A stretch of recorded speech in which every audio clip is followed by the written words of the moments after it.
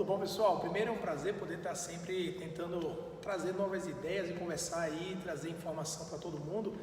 E quando o Gabriel falou, vamos fazer um bate-papo, eu falei, cara, eu acho bem interessante a gente fazer esse bate-papo e tentar trazer um pouco de um lado que as pessoas às vezes não conhecem, né? Só conhecem a gente enquanto professor, acadêmico, tudo, mas a gente também tenta aí, Gabriel, você falou, desde o início de carreira, se diferenciar em outras áreas que são afins à educação física, né? Elas andam paralelo à educação física, mas elas precisam ser trabalhadas, porque assim, aquela história pode parecer até meio clichê, mas quem não aparece não é visto, né? Então assim, você precisa estar sempre ali trazendo, digamos, uma fonte assim, diferenciada no mercado, e aí a gente tem hoje em dia uma coisa que eu não tinha quando eu comecei minha carreira, que eu vejo como um super pontapé para alavancar carreiras, que se chama rede social.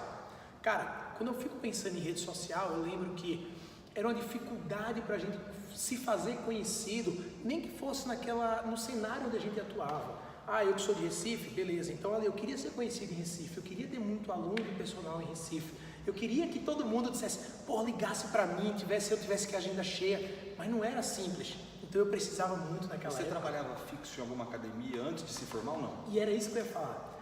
Era muito comum, então, nessa época, você tentar ser assim, um estagiário muito bom, para quando estivesse se formando, fazer uma transição, já conseguindo um aluno, aquela coisa. Só que assim, eu percebi, Gabriel, que o fenômeno rede social, ela encurtou muito esse mecanismo. E aí eu fico pensando, assim, cara, se você tem a ideia de crescer na sua carreira, uma das primeiras coisas que você tem que fazer é investir muito pesado numa excelente rede social. E quando eu falo uma excelente rede social, eu não estou falando aqui somente ela ser bonita, com fotos bacanas, não só isso. Relacionamento, como você passa informação para as pessoas, isso é muito importante. Na época, quando eu me formei, tinha só o Orkut. Então, antes de me formar, eu já deixei lá, personal Gabriel no Orkut, nem atendi, mas eu já deixei para as pessoas pensarem que eu ia atender como personal.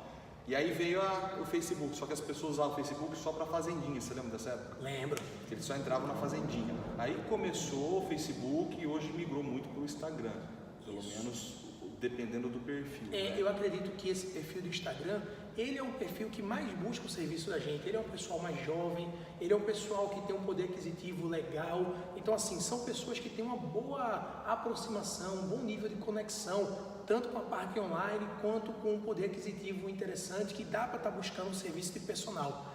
E o engraçado é que não tinha isso, né?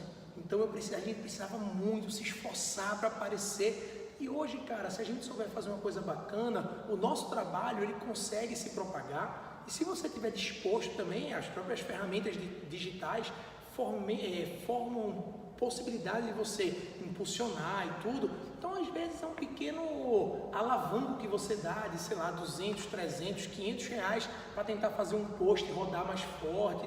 Que talvez não seja de maneira orgânica, mas assim, você vai conseguir atrair um público que vai trazer de volta para você um retorno daquilo que você investiu. Então eu penso muito que, Arruda, se você pudesse dar um conselho agora sobre isso, o que é que você falaria? Eu diria o seguinte, a partir de hoje, se policia para estudar uma coisa muito boa por dia, todo dia, traduz isso para o storytelling. Então você pega isso aí, escreve, posta. Faz tua rede social ser uma coisa aberta, não deixa tua rede social fechada. Faz a tua rede social trabalhar para você. Coloca foto que motiva, foto bacana. Fotos reais. Fotos reais. Se você é um cara que gosta de tomar uma cervejinha de vez em quando, posta que você toma uma cervejinha de vez em quando. Se você é um cara que vive embriagado, muda teu hábito, porque isso não condiz com tua profissão. Se você é um cara que gosta de treinar, posta quando você treina, a sensação de bem-estar, os benefícios. Tá sempre ali. As pessoas se motivam, né? Vendo a gente fazer. Com certeza. Então, assim, uma coisa que eu tenho muito foco hoje em dia eu tento passar sempre o máximo do que eu faço, do meu dia a dia, sem estar maquiando. Você veio de uma família que te ensinou a educação financeira? Porque eu não vim. Então eu não tinha eu demorei mais ou menos uns 4 anos para eu aprender a dominar o dinheiro do que ele me dominar. Então eu aprendi bastante e isso foi bem complicado. Você sai de um estagiário ganhando um pouquinho Aí você chega a ganhar um pouquinho mais como personal. O cara fala, meu, sou o rei da balada, né? Isso. Então, eu falo para as pessoas que a educação financeira, a gestão e o próprio marketing que você falou, Pois é.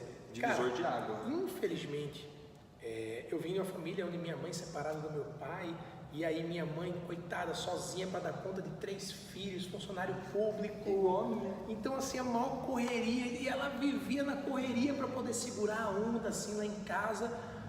E eu consegui passar na universidade pública, e o mais engraçado é que eu passei em engenharia química, e até um dia que ela pegou e falou para mim, eu falei assim, não quero mais cursar engenharia, eu vou fazer educação física. Meu pai falou, olha, quando tiver morrendo de fome, não me procura. Meu pai falou isso para mim. Minha mãe falou, meu filho, você não quer mais estudar, né? Porque tinha isso. E aí o que aconteceu? Eu falei, não, eu vou correr atrás, eu vou fazer a coisa dar certo. E aí, quando eu comecei a ganhar um trocadinho a mais, aí já ia aquele negócio, eu comecei a dizer o seguinte, cara, eu preciso poupar pelo menos 25% do que eu ganho. Justamente até por dezembro, Isso. baixa de aluno. E na época não podia dar muito personal, né? O cara é estagiário, naquela época não tinha uma lei tão rígida como é hoje em dia, lógico.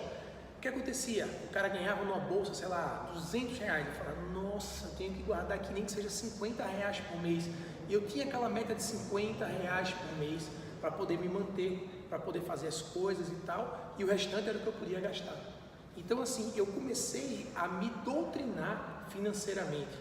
E essa doutrina, ela continua até hoje. Eu sou um cara que, amigo meu vai falar que eu sou... Mas é divisor de água, né? Cara, eu vou falar, pessoal, de verdade, às vezes as pessoas podem não te compreender quando você deixa de gastar numa saída, ou numa roupa, ou num tênis, ou alguma coisa. As pessoas podem não entender isso, mas tenha certeza que daqui a 1, 2, 5 anos, isso vai valer a pena. Isso é uma coisa que eu tenho muita certeza, e que todo mundo, Gabriel, que foi estagiário, quando eu era professor da sala, eu fazia questão de sentar e conversar com estagiário por estagiário, isoladamente, emprestar livro, mandar artigo para o cara e falar sobre o planejamento de carreira desse cara. Eu sempre falei para todos os meus alunos que, assim, eles eram alunos da academia quanto estagiários, né? Eles eram graduandos, e eu já graduado, eu falava, cara, você tem que ter planejamento de carreira. Você tem que entender que cada passo Quantos você... anos atrás? Cara, isso aí a gente tá falando em mais de 10 anos atrás já, então, faz tempo. Então, começando a falar isso na nossa profissão agora. Pois é, Só cara, pra você mas... ter uma...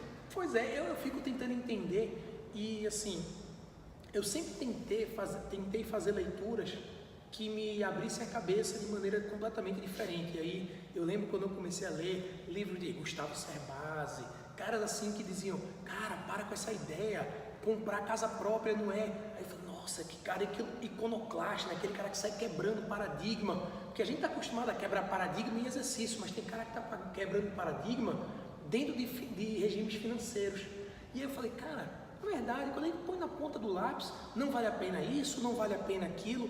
E aí eu comecei a me policiar e ter muito cuidado na forma com que eu gasto ou na forma com que eu invisto o meu dinheiro.